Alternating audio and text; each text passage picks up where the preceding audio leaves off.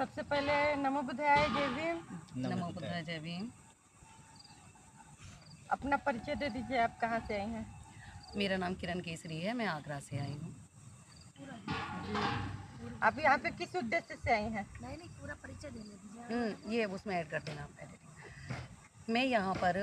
जो ये 12 फरवरी 2025 से महाबोधि बुद्ध विहार को जो मुक्ति का आंदोलन चल रहा है,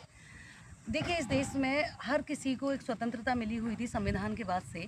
कि जो जिस धर्म को मानने वाला व्यक्ति है, जो फंडामेंटल राइट्स में मिला हुआ था कि जो जिस धर्म को मानने वाला व्यक्ति है उस धर्म की जो संस्थाएं हैं,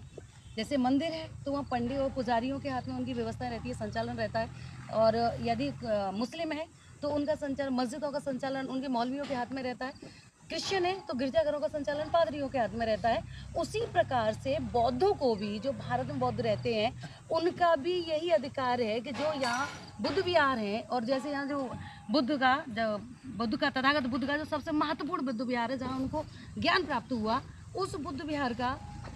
जो संचालन है वो भी बौद्धों के हाथ में होना चाहिए। लेकिन बौद्धों के हाथ में न होकर के इस देश में इतनी अव्यवस्था और अराजकता चल रही है कि आज वो बौद्धों का बुद्ध विहार मनुवादियों के हाथ में है, जो कि एक विपरीत व्यवस्था है, जो कि ऐसा न तो सामाजिक तौर पर होना चाहिए था, न अगर इस देश में न्याय की व्यवस्था को देखें तो उसके अधीन भी ऐसा नहीं होना चाहिए था। अगर धार्मिक व्यवस्था को देखें तो उसके आधार पर भी ये अन्याय है। भाई आप अपने धर्म के मानने वाले हैं, जो बौद्ध लोग हैं वो अपने धर्म के मानने वाले हैं, तो उनकी जितनी भी संस्थाएं हैं, धार्मिक संस्थाएं हैं, धर्म की संस्थाएं हैं, बुद्ध से संबंधित संस्थाएं हैं, जितनी उनके आस्था के स्थल हैं, वो सारे स्थल, मैं एक ही बात नहीं कर रही हूँ, यदि ऐसे और भी स्थल हैं जिनके बारे में शायद हमको न पता हो, तो उन सारे स्थलों का संचालन, उनका देख रेख करना, उनकी व्यवस्था को बनाना, वहाँ की सिस्टम को बनाना, अपने धर्म को स्थापित करना, अपने अनुसार